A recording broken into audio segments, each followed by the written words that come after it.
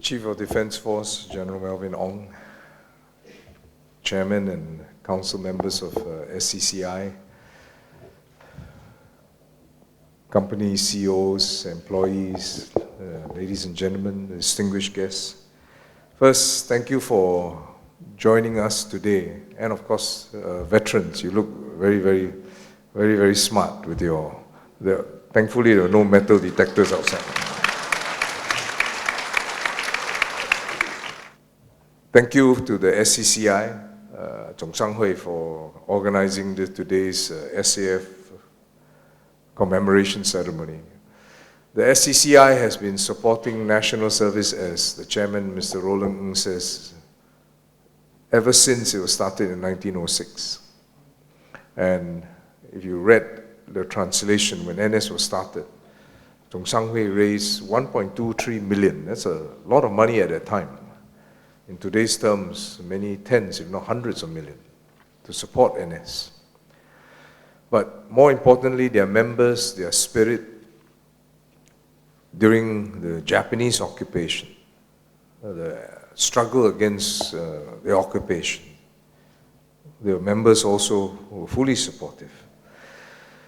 So whether it was SCCI, our veterans, the founding generation of independent Singapore believed that a strong defense was necessary to deter aggression against this nation. Many of you have grandparents, even great-grandparents, who lived through the Japanese occupation, confrontasi, who lived through when Singapore fell on February 15. And because of those experiences, it was very clear to them that you cannot depend on others to defend our country. Because you just imagine, the great-grandparents who migrated from China, who saw members of the SCCI, founding members, they saw when China was invaded, they migrated here. They started up businesses, homes, under the British colony, when we were British colony in Singapore. And it was called Fortress Singapore, the strongest defense east of the Suez. Nothing can penetrate it. The British can defend us. Don't ever worry. And on February 15, Singapore fell. You just imagine your heart sink. Everything that they built for 20, 30 years, gone. You're prisoners in your own country. So those experiences, after that confrontasi, when there were saboteurs, when people died, taught them two very important lessons. One, when you are under somebody's thumb in your own country, is the worst experience. Worst, not worth living. Second, better don't depend on somebody else to defend Singapore. Fortress or not, better do it ourselves. So that's why, even though the pioneer generation, the founding generation, could least afford it, they said, when the government says we have to spend money to build a SAF, 全力支持, as the motto says. Because it's not as if we had no other problems, right? Your housing, hospitals were not built. In the 60s, HDB, what did you have? SIT, few blocks in Queenstown, Toa Payoh. More than 90% of your population not housed. So when they could least afford it, they put the most aside for defense. That's what the founding generation did for us. Why? Because of these experiences. These experiences taught them, if you want peace and stability, it can only be purchased if Singaporeans ourselves are fully committed to defend our island home. And you must be willing to pay any price to make sure that you can keep Singapore independent, sovereign, and you must always be vigilant against potential threats. So that's how you got a strong SAF today. 50 years after, more than 50 years after the SAF was formed, what the founding generation believed still holds true. And recently, what they believe was in full display. What am I talking about? I'm talking about the Trump-Kim summit. What they believe was in full display for the SAF when we had to make sure that the Trump-Kim summit was secure against external threats. Even as a home team, the police and SCDF was in charge of homeland security. They secure the island, but the SAF was tasked to secure against any external threat. And again, you think about it, right? You tell the whole world that two highly visible characters, President Trump, Chairman Kim, are coming to Singapore. You tell them ahead of time where they are going to meet. You give them details of the meeting. And you tell people what the program is, even the route from the hotel to Sentosa. As Chinese say, ho kai xiao. And you, yes, no, you give us 2 weeks to prepare, the SAF to prepare. How do you make sure that as they shake hands, walk around the open on Capella Hotel, nothing happens? And the SAF had to plan. What did the SAF have to plan against? How do you know when you don't do this, you announce to the whole world, and if you are a terrorist cell, right, you want to make an impact. So you have to plan against 9/11 scenarios. Somebody hijacking a plane, a small plane, crash. You have to plan against a Mumbai attack. You remember Mumbai? You come from water, you don't need very big boats. Come onto the island, move up. How long does it take for a boat that's moving along the corridor, the south of the Sentosa that ships use, to suddenly turn right and move up? It's not hours, it's minutes. How do you protect against this? Or, as the terror cell in Batam, who was recently captured, to say they want to fire rockets against the hotels. This one was Marina Bay Sands, but you can also reach Sentosa. How do you protect against all this? If you are the commander of the SAF, you tell your troops to surround Sentosa, what use is it? How do you protect against the air, the sea, rockets? So the mission task to SAF, we have to form a protective dome around Sentosa. Nothing can get through, because if anything gets through, Singapore's reputation is gone. Our defense capabilities, reputation will be questioned. What we call a zero-error mission. No mistakes. This cannot fail. We deployed regulars, NSmen. Our platforms use live munitions because the threats are real. So on the island itself, we start on the island. It starts with the CBRE, the chemical bomb, biological, radiological explosives sweeping the grounds. They even had to sweep the bridge that goes from Singapore to Sentosa. Right? Every time you, for those of you who go to Sentosa, you go over. Now what if people decide to bomb the bridge? How do you sweep a bridge? I don't mean on top, I mean under. You have to have naval divers sweep the bridge. Because terrorists can put bombs underneath the water. They time it properly so that you go across the bridge. I'm not giving them ideas because if they are terrorists, they also know they can do this. But I'm telling you this because Singaporeans must know what we had to do. And there are currents.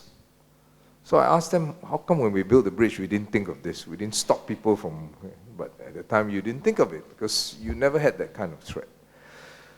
So from a PR perspective for US, for North Korea, Sentosa Island was beautiful, very nice, scenic surrounding. But from defense point of view, it was horrible. I have to, from land point of view, it's quite useful. You can restrict access. But you open up another front for me to protect from the sea, right? So it started with this CBRE teams doing bomb suites at the bridge, on the island itself, on Capella Hotel.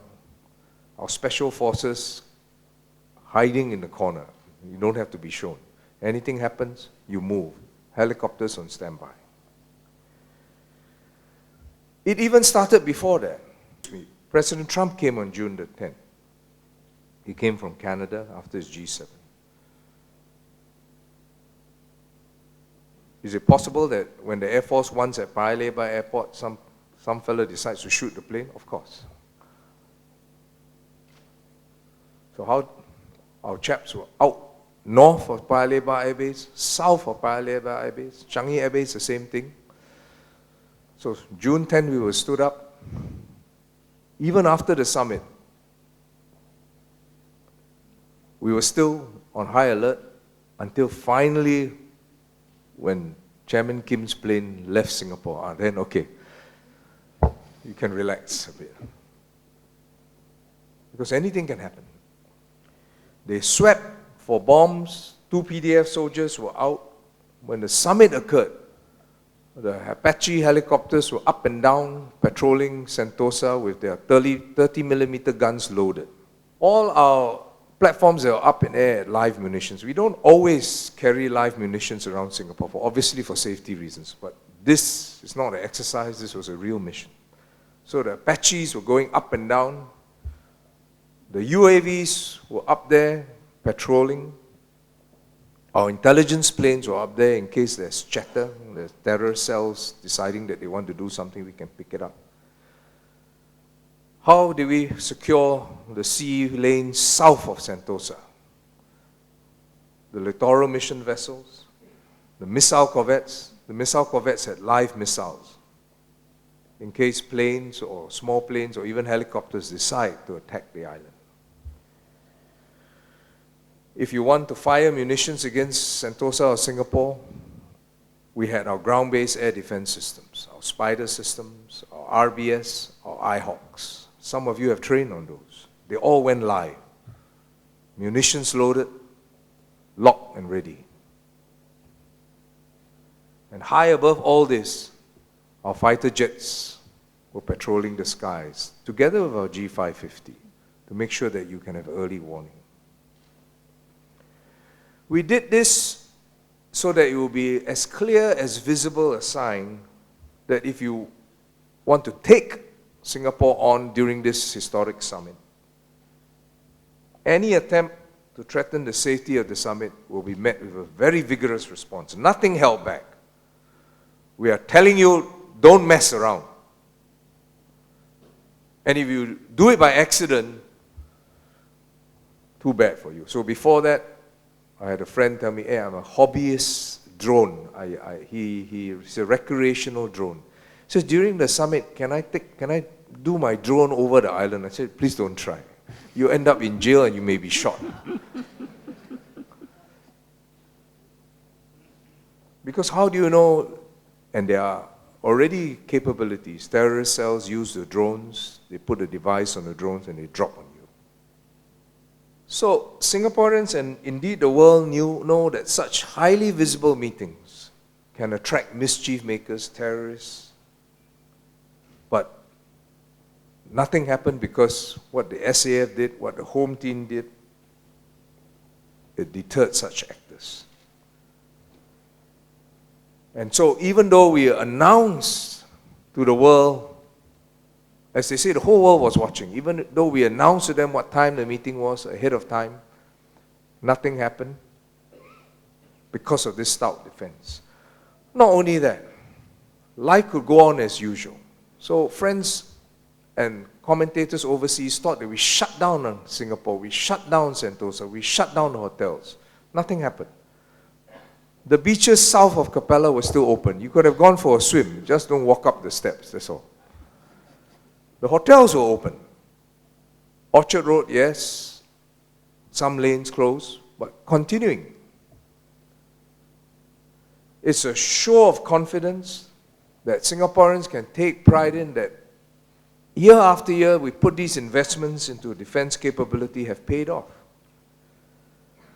Because it's not just that we have the confidence to defend the summit. If we didn't have early warning, fighter jets, ground-based air defense systems, littoral mission vessels, CBRE teams, you think you present the plans to the American and the North Koreans, they'll say, oh, thank you, we trust you. They won't say that. They'll say, I'll use more of my C-17s, I'll bring in my troops, and I will jaga Singapore for you. I'll bring in battalions worth. I'll bring in my helicopters. I'll bring in my fighter jets. I don't know what the North Koreans will do. We didn't really ask them. You think other countries will say, I leave it to you?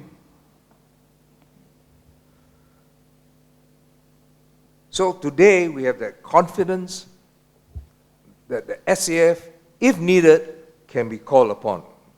Because you can't plan for this. 1 year ago, did any of you here think that we will be hosting this historic summit?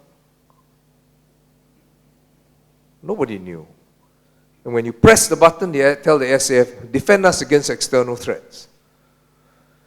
It's taken us many decades of steady investments to be able to do this, so that you can form that dome and rest assured that you can protect it. And that confidence arises not only because of these modern armaments, the platforms, but most importantly, because the SAF soldiers, mainly NSmen, are ready and prepared to defend our way of life. So even if you have these machines on land, on sea, on air, if people don't have confidence that your people, SAF soldiers, NSmen, can run these machines, can execute, can talk to each other, I don't think they will have held the summit here. So this SAF Day, I ask all Singaporeans to continue in this unwavering resolve to support and build a strong defense for Singapore. We are here today because the past generations build up the SAF.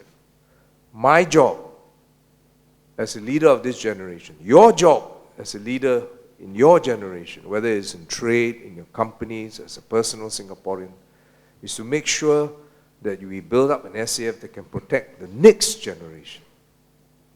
Because by the time you decide that you want to defend Singapore and build up, because there is a threat, it's too late. How do we know it's too late? This is what Lithuania did. Lithuania, the Baltic states were under the USSR. When the Cold War ended, there were Baltic states. They existed, of course, when USSR was there, and they started NS. But when the Cold War ended, they stopped NS. Because they said, well, Cold War ended, Russia is no longer a threat.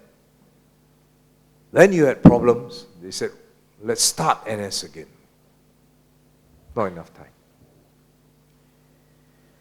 I want to remind Singaporeans that each year we put aside resources in our defense is to build and secure our future. I also want to remind all SAF commanders that care for their soldiers' well-being must be their paramount concern during peacetime. Train your men well, but do it safely. Never abuse your authority. Earn their respect with integrity and professionalism. I want to thank all SAF men and women for your contributions to our country's defense. Many of you here in your uniforms as employers, as employees. What you do each day makes a difference to our country. Because for every generation, the SAF is the ultimate guarantor of our security and independence. Majulah Singapura. Happy SAF Day.